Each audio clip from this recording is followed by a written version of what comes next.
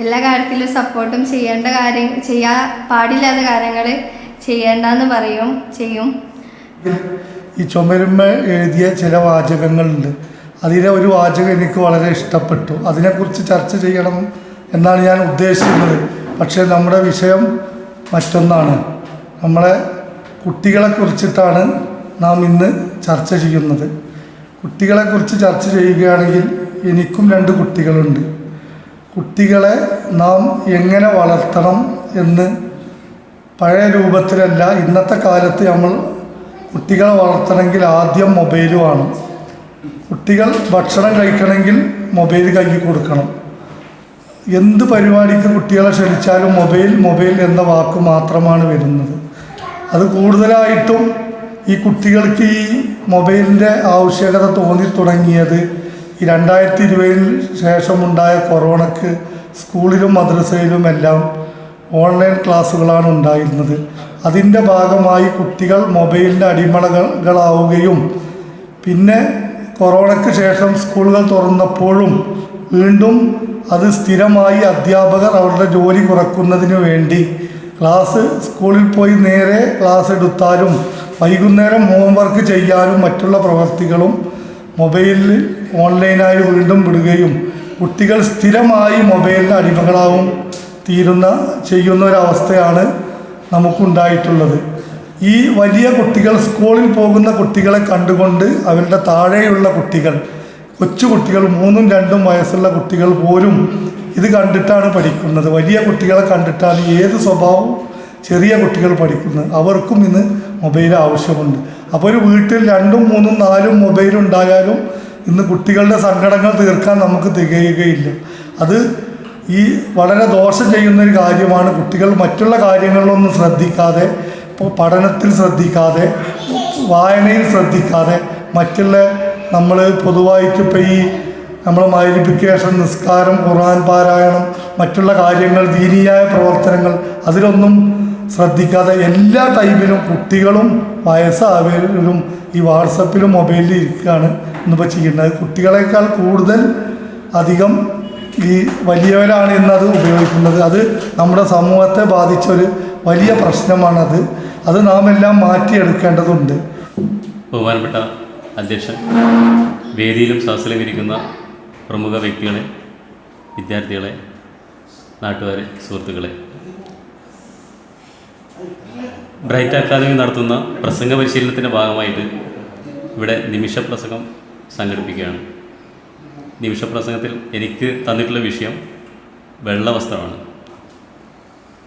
അപ്പോൾ വെള്ളവസ്ത്രം സാധാരണ നമ്മുടെ നാട്ടിൽ വെള്ളവസ്ത്രം ധരിച്ചു വരിക എന്ന് പറയുന്നത് നമ്മൾ കോൺഗ്രസ് പാർട്ടിക്കാരുണ്ട്, ഇവിടെ പറയുന്നില്ല. അപ്പോൾ ഖദർ വസ്ത്രധാരി എന്നൊക്കെ പറയുന്നത് അങ്ങനെയാണ്. പക്ഷെ എന്നാലും വെള്ളവസ്ത്രം ശരിക്ക് ഒരു സമാധാനത്തിൻ്റെ ഒരു വസ്ത്രമായി, അല്ലെങ്കിൽ വെള്ളം തന്നെ ഒരു സമാധാനത്തിൻ്റെ, അല്ലേ, വെള്ളരിപ്രാവുകൾ എന്നൊക്കെ പറയുന്നവർ.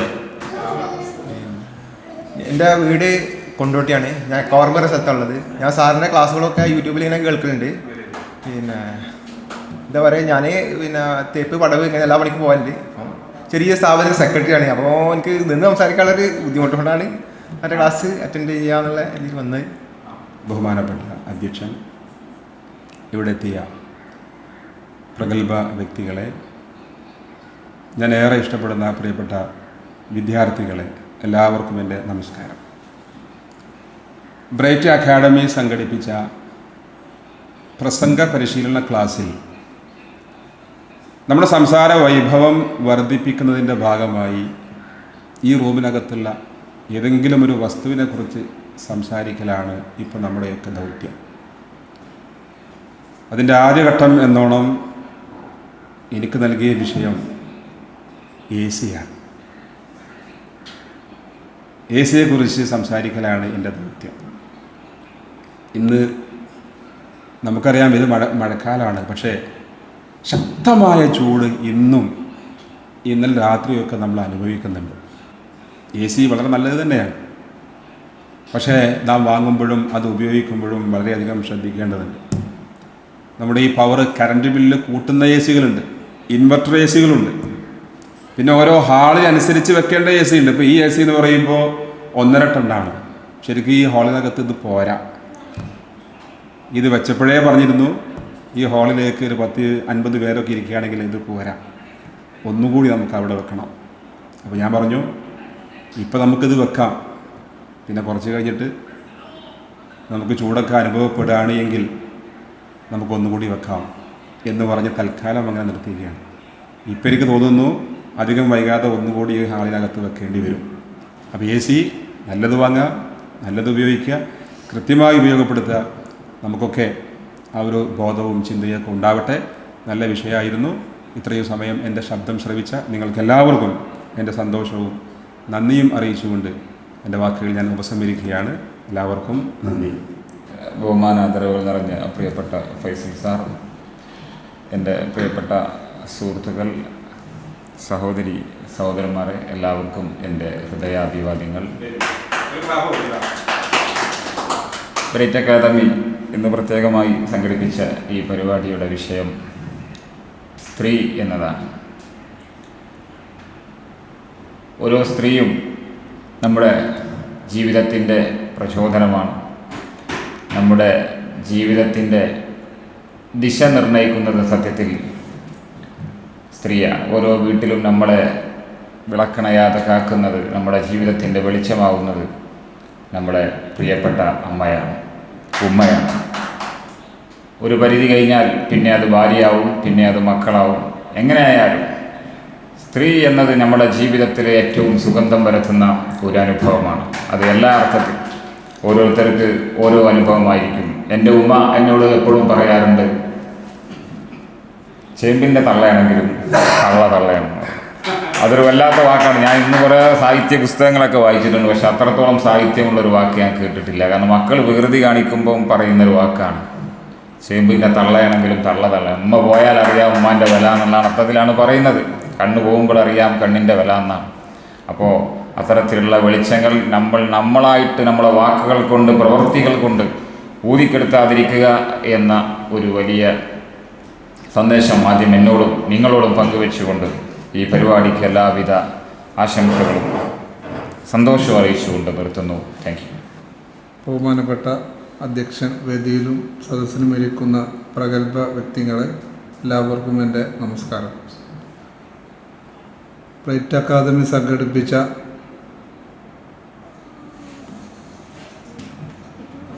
പ്രസംഗ പരിശീലന ക്ലാസ്സിലാണ് നമ്മൾ സമയം എന്ന വിഷയത്തെക്കുറിച്ചാണ് ഞാൻ ഇന്നിവിടെ സംസാരിക്കുന്നത്. ഇന്ന് സമയത്തെക്കുറിച്ച് സംസാരിക്കുകയാണെങ്കിൽ ഏതൊരു മനുഷ്യനും ഇന്ന് സമയമില്ലാത്തൊരു എന്തൊരു വിഷയം വരികയാണെങ്കിലും സമയം തികയാത്ത ഒരു അവസ്ഥയിലാണ്. അതുപോലെ തന്നെ സമയം വളരെ ദൈർഘ്യമുള്ളൊരു വിഷയമായിട്ടാണ് നമ്മൾ മനസ്സിലാക്കുന്നത്. അതുപോലെ തന്നെ ഇതുവരെ എൻ്റെ ശബ്ദം ശ്രമിച്ച എല്ലാവർക്കും നന്ദി രേഖപ്പെടുത്തുന്നു. വേദിയിലും സദസ്സിലും എത്തിച്ചേർന്നിട്ടുള്ള പ്രമുഖ വ്യക്തികളെ, പ്രിയപ്പെട്ട നാട്ടുകാരെ, ബ്രൈറ്റ് അക്കാദമി സംഘടിപ്പിച്ചിട്ടുള്ള ഒരു സെമിനാറിലാണ് നമ്മൾ ഇപ്പോൾ സംബന്ധിച്ചിട്ടിരിക്കുന്നത്. ഇന്നിവിടെ നമ്മൾ ചർച്ച ചെയ്തുകൊണ്ടിരിക്കുന്ന വിഷയം മൈക്ക് എന്നതിനെക്കുറിച്ചാണ്. നമുക്കറിയാം, മൈക്ക് എന്നത് ഇന്നത്തെ ഈ കാലഘട്ടത്തിൽ ഇപ്പോൾ വളരെ കൂടുതലായിട്ട് നമ്മൾ മനുഷ്യന്മാർ കൂടുതൽ ഉപയോഗിച്ചുകൊണ്ടിരിക്കുന്നൊരു സാധനമാണ് മൈക്ക് എന്നത്. അമ്പലങ്ങളായിക്കോട്ടെ, ചർച്ച ആയിക്കോട്ടെ, മസ്ജിദുകളായിക്കോട്ടെ, പൊതുയോഗങ്ങളിലും ഏത് മേഖലയിൽ, സ്കൂളിൽ വരെ ഇപ്പം മൈക്കാണ്. ഒരു കാര്യം നമ്മൾ പറയണമെന്നുണ്ടെങ്കിൽ, മറ്റുള്ളവരെ പെട്ടെന്ന് അറിയിക്കണമെന്നുണ്ടെങ്കിൽ സ്കൂളിലൊക്കെ ഒരു മൈക്ക് ഉണ്ടെന്നുണ്ടെങ്കിൽ അതിലൂടെ അനൗൺസ് ചെയ്താൽ മതി. ആ ക്ലാസ്സിൽ, ആ സ്കൂളിൽ എല്ലാവർക്കും അത് കേൾക്കാൻ സാധിക്കുന്ന രീതിയിൽ മൈക്കിൻ്റെ പ്രാധാന്യം വളരെ പ്രധാനപ്പെട്ടതാണ്. ഇപ്പോൾ നിങ്ങളുടെ മുന്നിൽ ഇതുപോലെ ഇച്ചിരി എനിക്ക് സംസാരിക്കാൻ സാധിക്കുന്നത്, ഇതുപോലെ ഞാൻ പതുക്കെ പറയുന്നത് എല്ലാവർക്കും എത്തുന്നത് എന്നുള്ളത് ഈ മൈക്ക് എന്നതിൻ്റെ ഒരു ഉപയോഗം കൊണ്ട് മാത്രം തന്നെയാണ്. അതുപോലെ തന്നെ പൊതുയോഗങ്ങൾ ഒക്കെ നടക്കുമ്പോഴും ഈ മൈക്ക് വളരെ അത്യന്താപേക്ഷിതമാണ്. പിന്നെ അതുപോലെ തന്നെ എന്താ പറയുക, ഈ മൈക്ക് എന്ന് പറഞ്ഞാൽ വേറൊരു വിഷയം കൂടി, മൈക്കിനെ പേടിയാണ് ഒരുവിധ 90% ആളുകൾക്കും മൈക്കിനെ പേടിയുള്ള ആളാണ്. പ്രഗത്ഭരായ പല വ്യക്തികളും, സുകുമാർ അഴീക്കോട് വരെ പ്രസംഗകലയുടെ കുലപതി എന്നറിയപ്പെടുന്ന സുകുമാർ അഴീക്കോട് ആദ്യമൊക്കെ പേടിച്ചിട്ട് ആണ് പ്രസംഗിച്ചിരുന്നതെന്നാണ് പറയുന്നത്. അപ്പോൾ ഈ മൈക്ക് എന്താ പറഞ്ഞാൽ ഒരു ഇന്നത്തെ കാലഘട്ടത്തിൽ നമുക്ക് ജീവിതത്തിൽ നിത്യജീവിതത്തിൽ ഒഴിച്ചുകൂടാൻ ഏതൊരു സാധനമാണ്. അതുകൊണ്ട് തന്നെ അത് ഈ പ്രസംഗകലയും അതൊക്കെ പരമാവധി ഉപയോഗിച്ചുകൊണ്ട് ഈ പേടിയൊക്കെ മാറ്റിക്കൊണ്ട് മുന്നോട്ട് പോകാൻ എല്ലാവരും ശ്രമിക്കുക. ഇത്രയും പറഞ്ഞുകൊണ്ട് എന്നെ ശബ്ദം ശ്രമിച്ച നിങ്ങൾക്ക് എല്ലാവർക്കും എൻ്റെ പേര് ശൈലേഷ് എന്നാണ്. പിന്നെ എൻ്റെ വീട് കണ്ണൂർ ജില്ലയാണ്. സുഹൃത്തുക്കളെ, സഹോദരന്മാരെ, എല്ലാവർക്കും എൻ്റെ ഹൃദയാഭിവാദ്യങ്ങൾ. ആദരണീയനായ ഫൈസൽ സാർ, ഞാൻ പരപ്പനങ്ങാടി സ്വദേശിയാണ്. എൻ്റെ പേര് മുഹമ്മദ് ഷഫീഖ്. ഞാനൊരു 3 വർഷത്തോളമായി ഇവിടെ വരുന്നു. വാക്കുകൾ നമ്മളിങ്ങനെ ഒരു ഊന്നുപടി പോലെയാണ്, കുഞ്ഞുങ്ങൾ നടക്കണ പോലെയാണ്. മെല്ലെ മെല്ലെ ആദ്യം കഴിഞ്ഞ് നടക്കും, പിന്നെ മുട്ടിലെഴും, പിന്നെ മെല്ലെ നീറ്റ് നിൽക്കുമ്പോൾ തന്നെ മുന്നോട്ട് പോകുമ്പോൾ തടഞ്ഞു വീഴും, പിന്നെ നിൽക്കും. അങ്ങനെ ഇടറിയും പതറിയും തൻ്റെ വടിയിൽ കാലുറക്കുന്നത് വരെ മുന്നോട്ട് പോകുന്ന, അല്ലെങ്കിൽ മുന്നോട്ട് പോയാലും നിരന്തരം പരിശീലിക്കേണ്ട ഒന്നാണ് പ്രസംഗകല. ബ്രൈറ്റ് അക്കാദമിയെക്കുറിച്ച് പറയുമ്പോൾ ഈ നെടുങ്ങോട്ടൂരിൻ്റെ മാറിൽ ഒരു അമൂല്യ ആഭരണം പോലെ, ഒരു പ്രകാശ ഗോപുരം പോലെ നിറഞ്ഞു നിൽക്കുന്ന ഈ സുന്ദരമായ ഗ്രാമത്തിൽ ഇങ്ങനെ ചന്തം ചാർത്തി നിൽക്കുന്ന ഒരു സ്ഥാപനമാണ്. ഈ സ്ഥാപനം കാണുന്നവർക്ക് 3 രീതിയിലായിരിക്കും പ്രതികരണം ഉണ്ടാവുക. ഒന്ന്, ഒരാൾക്കളെ കാണുമ്പോൾ പറയും ഇതൊരു ഉള്ളിൽ AC ഉണ്ട്, അറ്റാച്ച്ഡ് ബാത്റൂമുണ്ട്, അടിയിൽ ടൈലുണ്ട്, കുറേ എന്തൊക്കെ എഴുതി വെച്ചിട്ടുണ്ട്, അവർക്കതിനെപ്പറ്റി അത്ര അറിവുള്ളൂ. രണ്ടാമതൊരു വിഭാഗം പറയും മൂപ്പരിപ്പോൾ ഒരു സ്ഥാപനം തുടങ്ങിയിട്ടുണ്ട്, ഇത് പ്രസംഗം, അതിപ്പോൾ എല്ലാവർക്കും കഴിയണതാണ്, അതിനു വേണ്ടി ഒരു സ്ഥാപനം എന്നൊക്കെ പറയും. കല്ലേറുകൾ എന്തായാലും ഉണ്ടാവും, ഉറപ്പാണ്. 4 ആളെ മുമ്പിൽ ഇങ്ങനെ നീറ്റ് നിൽക്കാൻ കുറച്ച് പണിയുണ്ട്, പേടിച്ച് വിറക്കും. നാട്ടിൽ ഏത് കൊല കൊമ്പനും വേദിയിൽ നിന്ന് കഴിഞ്ഞാൽ വിറക്കും. നമ്മൾ പല ആൾക്കാരും കണ്ടിട്ടുണ്ടാവും. പക്ഷേ 3-മതൊരാൾക്കാരുണ്ട്, അതായത് അതിൻ്റെ ഒരു ഉത്സാഹം മനസ്സിലാക്കിയിട്ട് വരുന്നവരാണ്. അത് മനസ്സിലാക്കി ഇവിടെ എത്തിയവരാണ് ഇരിക്കുന്നവരെല്ലാവരും. ആഴ്ചയിൽ 5 ദിവസം 6 ദിവസം പണി ഉണ്ടാവും. ഞായർ ലീവാണ്. ഇന്നൊരു പരിപാടി ഉണ്ട് വൈകുന്നേരം, അപ്പോൾ പരിപാടി ആകുമ്പോൾ എത്തണം. ഞാൻ അങ്ങനെ പ്രത്യക്ഷത്തിൽ ഒരു പ്രസംഗ കലയിലേക്കാണ്ട് ഇറങ്ങിയിട്ടില്ല. അതിൻ്റേതായ ചില പ്രസംഗിക്കുന്നതിന് പുറമെ വീട്ടിലെത്തിയാൽ വാതിൽ കുറ്റിയിട്ടിട്ട് ഉള്ളിൽ ഒറ്റയ്ക്ക് ഇരുന്നിട്ട് സംസാരിക്കുന്നത് നിരന്തരമായ മനനമാണ് പ്രസംഗം. വായന കൊണ്ട് മാത്രം ചിലപ്പോൾ പ്രസംഗിക്കാൻ കഴിയില്ല. നമ്മൾ ബൈക്കുമ്പോൾ പോകുമ്പോൾ, എനിക്കിങ്ങനെ ബൈക്കുമ്പോൾ പോലാണ് പണി. അടുത്ത കടയിൽ കയറും, പിന്നെ ആ കടയിൽ നിന്ന് അടുത്ത ഷോപ്പിലെത്തുന്നവരെ നമ്മൾ ഫ്രീ ആണ്. ബൈക്ക് ഒരു മിതമായ സ്പീഡിൽ സൈഡാക്കി ഓടിച്ചാൽ നമുക്കിങ്ങനെ പ്രസംഗിച്ചുകൊണ്ട് ഓടിക്കാം. മനസ്സിലിങ്ങനെ പ്രസംഗിക്കുക, നിരന്തരമായി മനസ്സിൽ പ്രസംഗിക്കുക. ഇവിടെ വരുമ്പോൾ മാത്രം അതിന് തയ്യാറെടുത്താൽ പോരാ, വീട്ടിൽ നിന്ന് അതിന് ശ്രമിച്ചാൽ നമുക്ക് കഴിയും. അതാണ് എനിക്കങ്ങനെ കഴിയുന്നത്. അതുകൊണ്ടാണ്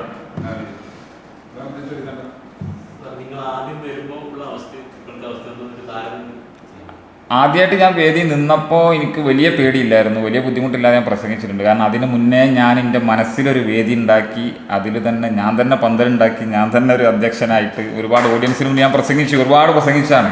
പിന്നെ ആൾക്കാരെ കണ്ടപ്പോൾ ചെറിയൊരു ഫിയർ ഉണ്ടാവും. എന്തായാലും ആദ്യമായിട്ട് കയറുമ്പോൾ എല്ലാവർക്കും ഫിയർ ഉണ്ടാവും. സുകുമാർ ഹൈക്കോടതിന് വരെ ഫിയർ ഉണ്ടായിരുന്നു, പിന്നെ നമുക്കില്ലാതിരിക്കുമല്ലോ. നമുക്ക് ഏത് വേദിയിൽ പോകുമ്പോൾ അപ്പോൾ അത് സ്വാഭാവികമാണ്. എന്നാലും എനിക്ക് വലിയ ബുദ്ധിമുട്ടില്ലാതെ ഞാൻ പ്രസംഗിച്ചിട്ടുണ്ട്. ആളുകളെ മുന്നിൽ അയ്യെന്ന് പറയിപ്പിച്ചിട്ടില്ല.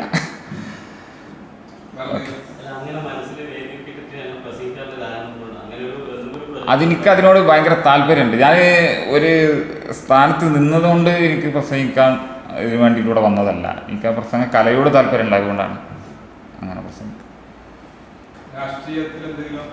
ഇല്ല, രാഷ്ട്രീയത്തിൽ എനിക്ക് ഇത് റെക്കോർഡ് ചെയ്യണ്ട. ഞാൻ മുസ്ലിം ലീഗ് പാർട്ടിയുടെ ഒരു അനുഭവിയാണ്, അതിൻ്റെ പ്രവർത്തകനാണ്. അതുപോലെ വരവായിയല്ല. അത് നമ്മുടെ മാനവികതയുടെ ഒരു വലിയ ചോദ്യമാണ്. നമ്മളെ വിഷയം ഇന്ന് മാനവികതയാണല്ല. മാനവികതയെക്കുറിച്ച് പാർട്ടികൾ വലിയ രീതിയിൽ സംസാരിക്കും. ആ പാർട്ടി ഇപ്പോൾ CPM ഏത് പാർട്ടികളും മാനവികതയെ പറ്റി സംസാരിക്കും. മൂപ്പർ ഇന്നലെ വരെ ആ പാർട്ടിക്കാരെ ശങ്കയായിരുന്നു. മൂപ്പർ ഇന്ന് അങ്ങോട്ട് പോയപ്പോൾ മൂപ്പരെ പറ്റിയുള്ള മുദ്രാവാക്യം കിട്ടില്ല. അണികൾ അതേ ആളുകൾ അവരെ വിളിച്ചെന്താ കയ്യും വെട്ടും കാലും വെട്ടും ചാലിയാർ പുഴയിൽ ഒഴുക്കിയിടുന്ന പറഞ്ഞു. അത് അവരുടെ സ്ഥിരം ഒരു ശൈലിയാണ്. അപ്പോൾ നമ്മളിപ്പോൾ ഇവരൊക്കെ മാനവികതയെ പറ്റി സംസാരിക്കുന്ന രാഷ്ട്രീയ പാർട്ടികളാണ്. എൻ്റെ പേര് നൗഫൽ. ഞാൻ മലപ്പുറം ജില്ലയിലെ മക്കരപ്പറമ്പ് എന്ന് പറഞ്ഞ സ്ഥലത്തു നിന്നാണ് വരുന്നത്. എൻ്റെ ജോലി, ഞാനവിടെ മക്കരപ്പുറം വൊക്കേഷണൽ ഹയർ സെക്കൻഡറി സ്കൂളിൽ വൊക്കേഷണൽ ഇൻസ്ട്രക്ടറായിട്ട് നിലവിൽ വർക്ക് ചെയ്തുകൊണ്ടിരിക്കുകയാണ്. അപ്പോൾ അതിൽ ഇപ്പോൾ ഒരു പുനർവിന്യാസം പ്രതീക്ഷിച്ചിരിക്കുകയാണ്. കാരണം VHSCകളിൽ കേന്ദ്ര സർക്കാർ നടപ്പിലാക്കാൻ, നവീകരണത്തിൻ്റെ ഭാഗമായി നടപ്പിലാക്കാൻ വരുത്തുന്ന പുതിയ പദ്ധതി പ്രകാരം അവിടെ ആ ഒരു വിഷയം പഠിപ്പിക്കാൻ ഇപ്പോൾ നിലവിൽ 3 പേരാണുള്ളത്. 3 പേരെ ആവശ്യമില്ല, ഒരാൾ മതി. ആ ഒരാളും എന്ത് വേണ്ട, അപ്പോൾ നിലവിലുള്ള ആരും വേണ്ട, പുതിയ സ്കില്ലുള്ള ആൾ മതി എന്നാണ് കേന്ദ്ര സർക്കാരിൻ്റെ തീരുമാനം. അപ്പോൾ 1-2 വർഷത്തിൻ്റെ ഉള്ളിൽ ചിലപ്പോൾ ഒരു പുനർവിന്യാസം അല്ലെങ്കിൽ പുതിയൊരു പോസ്റ്റിലേക്ക് പ്രതീക്ഷിച്ചിരിക്കുകയാണ്. അതല്ലെങ്കിൽ ഈ ഒരു ജോലിനെ തുടർന്ന് പോകാം. കാരണം 2013 മുതൽ ഈ പോസ്റ്റിലേക്കൊന്നും PSC വിളിച്ചിട്ടില്ല. അതുകൊണ്ട് കുറേ പേരൊക്കെ റിട്ടയർഡായി പോകുന്നുണ്ട്. ഇപ്പോൾ 2 രൂപത്തിലും ചിലപ്പോൾ നിലനിർത്താം. അപ്പോൾ ഇപ്പോൾ ജോലി ഭാരം കുറവാണ്.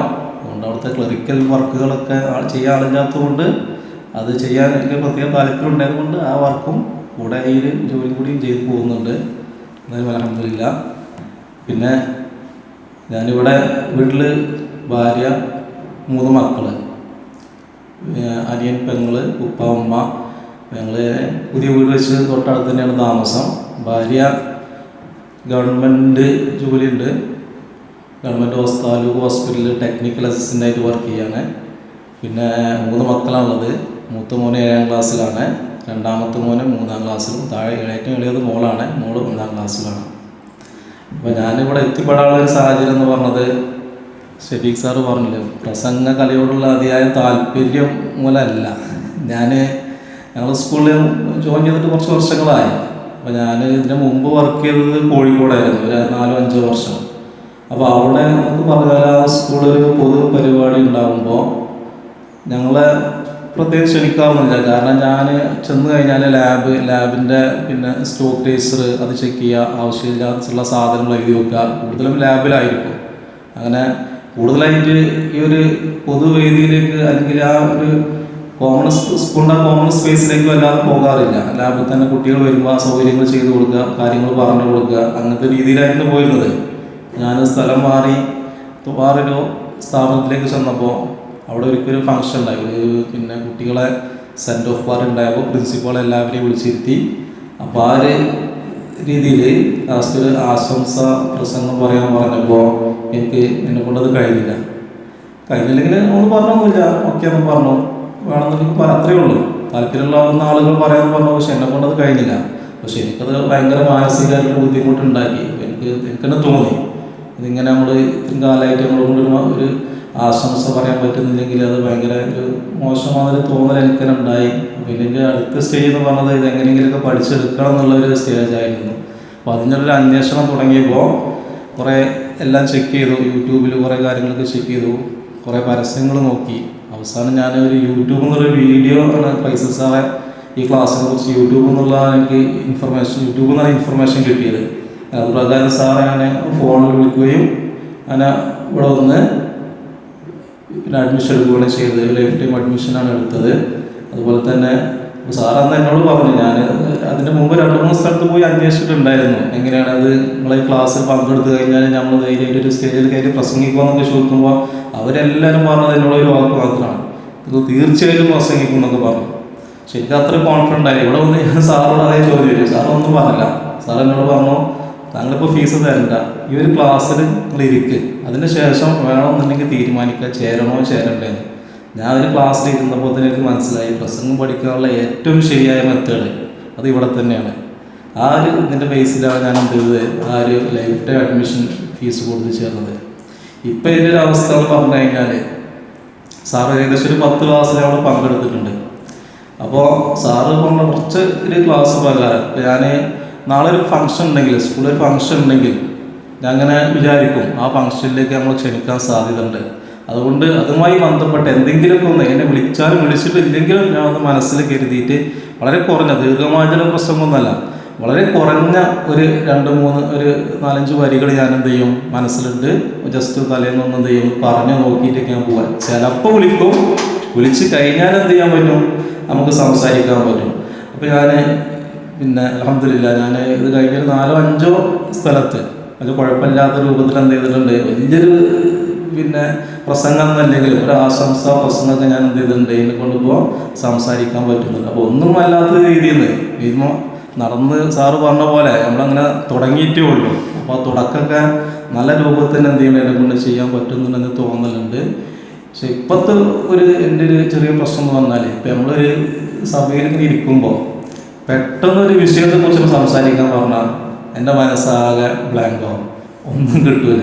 ഒരു അരമണിക്കൂർ അല്ലെങ്കിൽ 1 മണിക്കൂറൊക്കെ കഴിഞ്ഞാൽ നമുക്ക് തോന്നും എന്നാൽ ചോദിച്ചപ്പോൾ അതിങ്ങനെയൊക്കെ പറഞ്ഞാൽ മതിയായിരുന്നു. പെട്ടെന്ന് എന്തെങ്കിലും സംസാരിക്കാൻ പറഞ്ഞാൽ ഇപ്പോൾ ഒന്നും കിട്ടാത്തൊരു സ്റ്റേജാണുള്ളത്. ഞാൻ മോൻ്റെ ഒരു PTA മീറ്റിങ്ങിന് പോയി. PTA മീറ്റിങ്ങിന് പോയപ്പോൾ അപ്പോൾ അവർ പറഞ്ഞു, നിങ്ങളെ കുട്ടികളെ വിദ്യാഭ്യാസം, ഇപ്പോഴത്തെ വിദ്യാഭ്യാസ രീതി എങ്ങനെയാണെന്ന് ചോദിച്ചു. പെട്ടെന്ന് ചോദിച്ചു കഴിയുമ്പോൾ എനിക്ക് എൻ്റെ മനസ്സിലേക്ക് ഒന്നും വരുന്നില്ല. പിന്നെ ഒരു അരമണിക്കൂർ 1 മണിക്കൂറൊക്കെ കഴിഞ്ഞപ്പോൾ കുറേ കാര്യങ്ങൾ ഇങ്ങനെ വന്നു. അങ്ങനെ രൂപത്തിലൊക്കെ പറഞ്ഞാൽ മതിയായിരുന്നു. അപ്പോൾ അതിൻ്റെ സമയം കഴിയുകയും ചെയ്തു. അപ്പോൾ എന്തായാലും ഇവിടെ വന്നിട്ട് എനിക്ക് നല്ലൊരു ഇമ്പ്രൂവ്മെൻ്റ് തന്നെയാണ് ഉണ്ടായിട്ടുള്ളത്. പിന്നെ ഇത്രയാണ് അതിനെക്കുറിച്ച് പറയാനുള്ളത്. ഇനി എന്തെങ്കിലുമൊക്കെ ചോദിക്കാനുണ്ടെങ്കിൽ ചോദിക്കാനിരിക്കുന്ന ആളുകൾക്ക് എന്താ തോന്നാന്നുള്ള പേടി കാരണം നമ്മൾ എന്ത് ചെയ്യില്ല. അതായിരുന്നു എൻ്റെ പ്രശ്നം.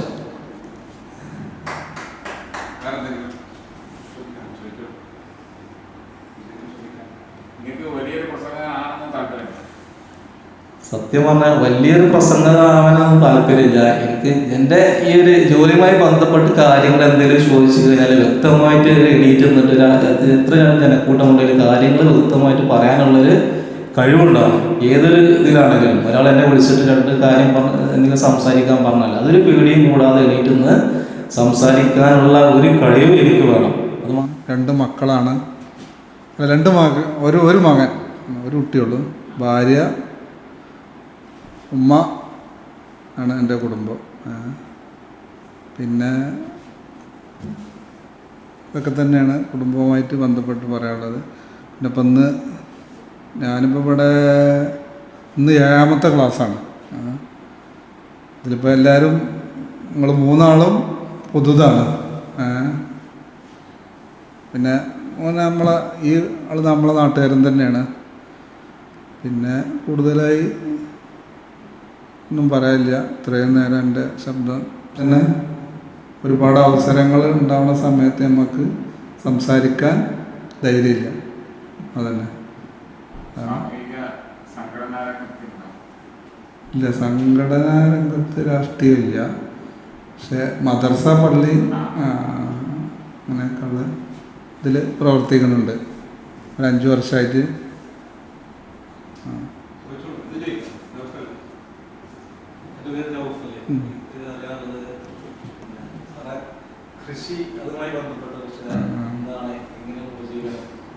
കൃഷി ഞാൻ ഒരു 9 വർഷം പ്രവാസിയായിരുന്നു.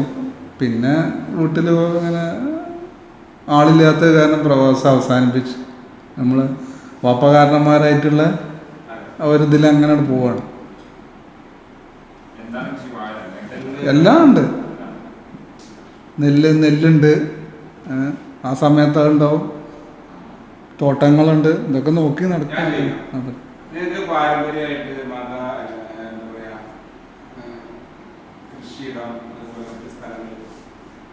പാരമ്പര്യമായി സ്വത്തൊക്കെ കിട്ടി, അതുകൊണ്ട് നിങ്ങൾ കൃഷിയൊക്കെ ചെയ്തു. നിങ്ങളുടെ മക്കൾക്ക് നിങ്ങൾ എന്താണ് എന്തെങ്കിലും സമ്പാദ്യമായിട്ട് മക്കൾക്ക് സമ്പാദ്യം ഇപ്പം ഞാനിപ്പോൾ വ്യക്തിപരമായിട്ടൊന്നും ഉണ്ടാക്കിയിട്ടില്ല. നമ്മളെ വാപ്പാ ജ്യേഷ്ഠന്മാരായിട്ട് കാരണന്മാരായിട്ട് ഉണ്ടാക്കിയാണ്. 8-9 കൊല്ലം സൗദിയിൽ നിന്നെങ്കിലും നമുക്ക് സമ്പാദിക്കൊന്നും കഴിഞ്ഞിട്ടില്ല. വീട്ടിൽ കല്യാണം കഴിഞ്ഞു, ഭാര്യനെ കൊണ്ടുപോയി ഉംറ അങ്ങനെ ഇത് കഴിഞ്ഞ് പെരയുടെ മേലെ ഒക്കെ എടുത്തു. അങ്ങനെയൊക്കെയുള്ള നമ്മളെ കാര്യങ്ങൾ കഴിഞ്ഞു എന്നല്ലാതെ വേറെ ഒന്നും നമുക്ക് കഴിഞ്ഞിട്ടില്ല. പിന്നെ നമുക്ക് ഇപ്പം നമ്മൾ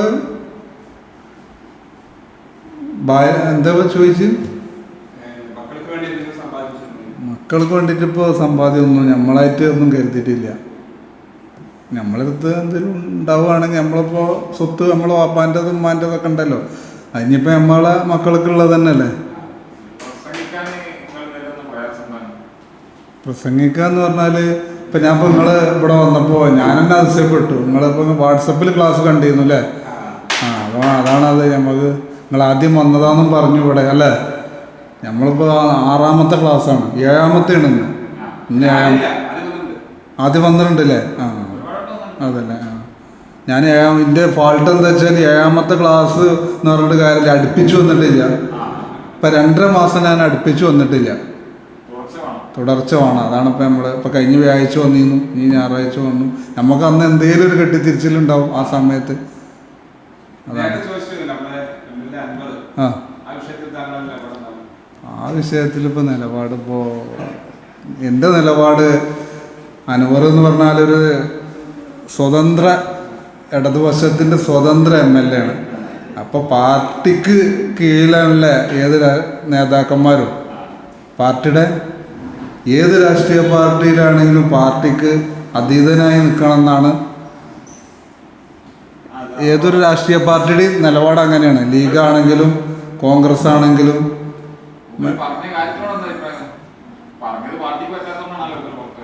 പക്ഷെ മൂപ്പര് പറഞ്ഞ കാര്യം എന്ന് പറഞ്ഞാൽ പറഞ്ഞ 1-2 വിഷയങ്ങളിൽ പോയിന്റുകളുണ്ട്. പക്ഷെ അത് പാർട്ടി പരിശോധിക്കാമെന്ന് പാർട്ടി പറഞ്ഞിട്ടുണ്ട്. പിന്നെ മൂപ്പർക്ക് എന്താ പെട്ടെന്ന് അവർക്ക് വേറെ എന്തെങ്കിലുമൊക്കെ ഉദ്ദേശങ്ങൾ ഉണ്ടാവുന്നതാണ് എൻ്റെ കണക്കൂട്ടൽ. നമ്മൾ ഇപ്പോഴും എൻ്റെ പ്രിയ സുഹൃത്തുമായ ഫൈസൽ, മറ്റ് പുറം നാടുകളിൽ നിന്ന് വന്ന വിശിഷ്ട വ്യക്തികളെ, സഹോദരി സഹോദരന്മാരെ, എല്ലാവർക്കും എൻ്റെ നമസ്കാരം. ഞാൻ ഈ നാട്ടുകാരൻ തന്നെയാണ്. പല പ്രാവശ്യവും ഇതിലെ ദിവസം 3-4 പ്രാവശ്യം അങ്ങോട്ടും ഇങ്ങോട്ടും ബൈക്കിലൂടെ യാത്ര ചെയ്യുന്നൊരു വ്യക്തിയാണ്. ഇങ്ങോട്ട് നോക്കും എന്നല്ലാതെ ഒരു പ്രാവശ്യമെങ്കിലും ഇങ്ങോട്ട് ഇതിൻ്റെ മുകളിലേക്കോ ഇതിൻ്റെ താഴത്തെ നിലയിലേക്കോ കയറി വന്നിട്ടില്ല. ആദ്യമായിട്ടാണ് ഈ സ്ഥാപനത്തിലേക്ക് ഞാൻ കയറി വരുന്നത്. അതുതന്നെ അതിൻ്റെ പ്രചോദനം എന്ന് പറഞ്ഞാൽ ഞാൻ പല സ്കൂൾ PTA പ്രസിഡൻ്റാണ്. പിന്നെ ഇദ്ദേഹത്തെ പോലെ പള്ളി കമ്മിറ്റിയിൽ മുന്നേ പ്രവർത്തിച്ചിരുന്നു. പിന്നെ മദ്രസ കമ്മിറ്റിയുടെ മദ്രസ കമ്മിറ്റി പ്രസിഡൻ്റാണ്. നെടുങ്ങോട്ടൂർ ഫൈദുൽ ഇസ്ലാമിയ മദ്രസയുടെ അതിൻ്റെ വൈസ് പ്രസിഡൻ്റാണ് ഞാൻ. പിന്നെ ഞാൻ രാഷ്ട്രീയ രംഗത്ത് പ്രവർത്തിക്കുന്ന ഒരു വ്യക്തിയാണ്. CPMൻ്റെ ബ്രാഞ്ച് സെക്രട്ടറിയായി പ്രവർത്തിച്ചിരുന്നു. ഇപ്പോൾ CPMൻ്റെ ബ്രാഞ്ച് മെമ്പറാണ്. അങ്ങനെ നിരവധി വേദികളിൽ എനിക്ക് സംസാരിക്കാൻ അവസരം കിട്ടിയിട്ടുണ്ട്.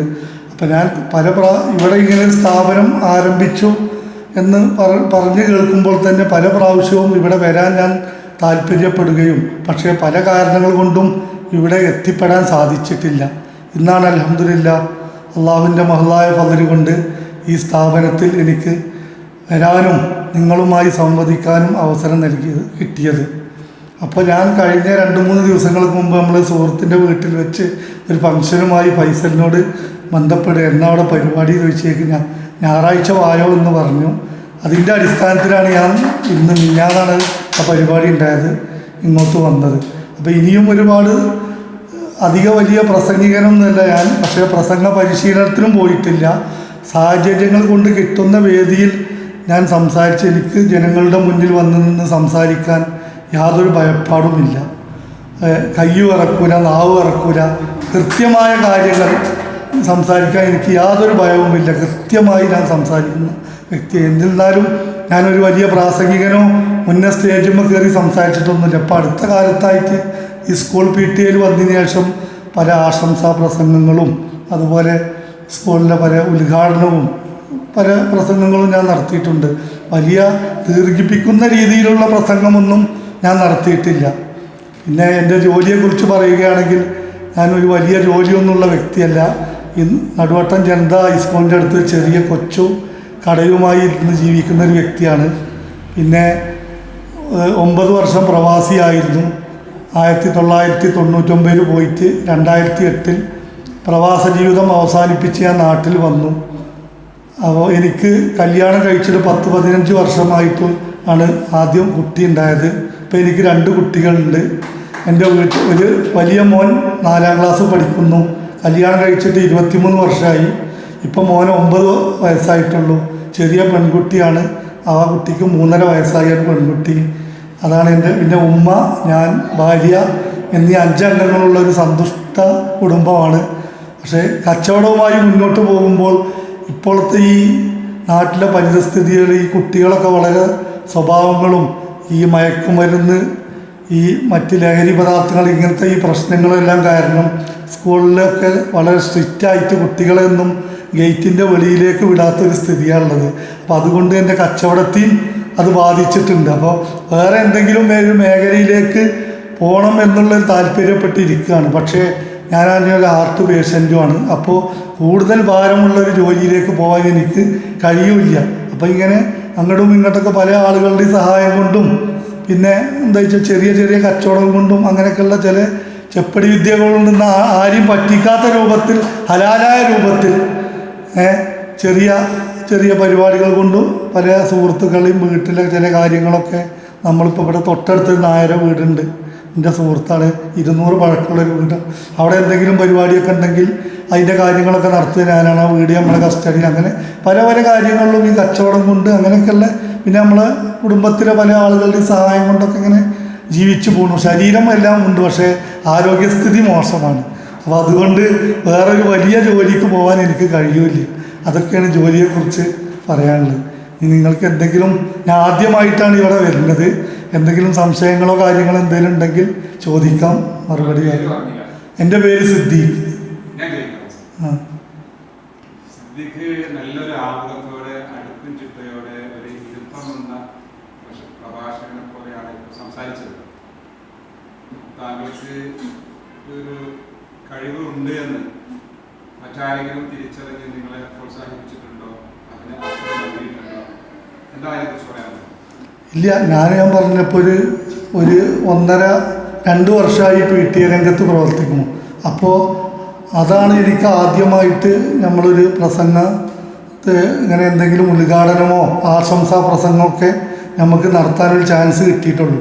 പിന്നെ നമ്മൾ പാർട്ടി പരിപാടിക്ക് പോകുമ്പോൾ സമ്മേളനങ്ങൾക്കൊക്കെ പ്രതിനിധിയായിട്ട് പഞ്ചായത്ത് സമ്മേളനം അങ്ങനെയൊക്കെ പോകുമ്പോൾ നമ്മൾ ചർച്ചകൾക്ക് നമ്മളെ ഉൾപ്പെടുത്തും. അപ്പോൾ നമ്മൾ ജനങ്ങളെ മുന്നിൽ അത് പിന്നെ പ്രസംഗിക്കുകയല്ല ചെയ്യുക, കാര്യങ്ങൾ പറയുക. അപ്പോൾ പിന്നെ അത് പ്രസംഗ രൂപത്തിലാവില്ല ആ കാര്യങ്ങൾ. അങ്ങനെ പല അവസരങ്ങളും കിട്ടിയിട്ടുണ്ട്. പ്രസംഗം എന്നുള്ള നിലയ്ക്ക് വലിയൊരു പ്രാസംഗികൻ എന്നുള്ള നിലയ്ക്ക് ഞാനും പ്രസംഗിച്ചിട്ടില്ല. ഇങ്ങനെ ചില കാര്യങ്ങൾ പറഞ്ഞ് അപ്പോൾ ഇങ്ങനത്തെ വേദികളോ കിട്ടുമ്പോൾ ഒന്ന് പ്രസംഗിച്ച് ഒന്നും കൂടെ ഉഷാറാവാന്നുള്ളൊരു തോന്നലും എനിക്കുണ്ടായി. അതിൻ്റെ ഭാഗമായിട്ടാണ് ഇവിടെ വന്നത്.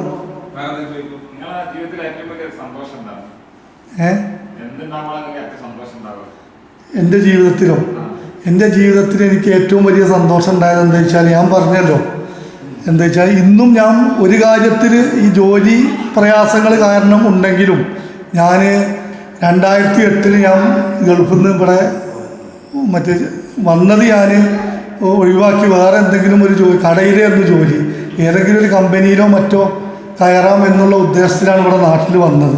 പക്ഷേ ഇവിടെ വന്നപ്പോൾ എനിക്ക് ഒരു സൂക്കടുണ്ടായിരുന്നു, ചുമ അതൊക്കെ. അപ്പോൾ ഞാൻ ഡോക്ടറെ കണ്ടിരിക്കുക, എനിക്ക് ഹാർട്ടിന് വളരെ വീക്കാണ്. പിന്നെ ചുരുക്കം പറഞ്ഞാൽ എൻ്റെ ഒരു അനുഭവം പങ്കുവെക്കുകയാണ്. എന്താ വെച്ചാൽ ഞാൻ ഡോക്ടറെ അടുത്ത് പോയി ഒരു 7 ദിവസം പെരിന്തൽമണ്ണ EMS ഹോസ്പിറ്റലിൽ പോയി കിടന്നു. അവിടെ കിടന്ന് ഞാൻ ടെസ്റ്റൊക്കെ കഴിഞ്ഞേക്ക് എൻ്റെ ഹാർട്ടിൻ്റെ പ്രവർത്തനം വളരെ വീക്കായിരുന്നു. ഡോക്ടർ എൻ്റെ ഫാമിലിയോടും എൻ്റെ കുടുംബങ്ങളോടും പറഞ്ഞു, കാണേണ്ടവരൊക്കെ വന്ന് കണ്ടോളി, കഴിഞ്ഞിരിക്കുന്നു എന്ന് പറഞ്ഞ് 16 വർഷമായി അൽഹംദുലില്ലാ അള്ളാഹുവിൻ്റെ മഹളായ പതിര് കൊണ്ട് ഞാൻ വീണ്ടും ജീവിതത്തിലേക്ക് തിരിച്ചു വന്നു. അതിനുശേഷം പിന്നെ ഞാൻ കട ഇട്ടു, ഒരു വീട് വെച്ചു. അതിനുശേഷമാണ് എനിക്ക് 2 കൊച്ചുങ്ങളുണ്ടായത്. പിന്നെ ഈ വക രംഗത്തൊക്കെ. അപ്പോൾ അതിൽക്കും വലിയൊരു ഭാഗ്യം എനിക്കില്ല. അപ്പോൾ അൽഹംദുലില്ലാ വളരെ സന്തോഷവാനാണ്. ഈ പ്രയാസങ്ങളൊക്കെ ഉണ്ടെങ്കിലും നിങ്ങൾ കീഴ്പോട്ട് ആലോചിക്കുമ്പോൾ ഞാൻ മരണപ്പെടേണ്ട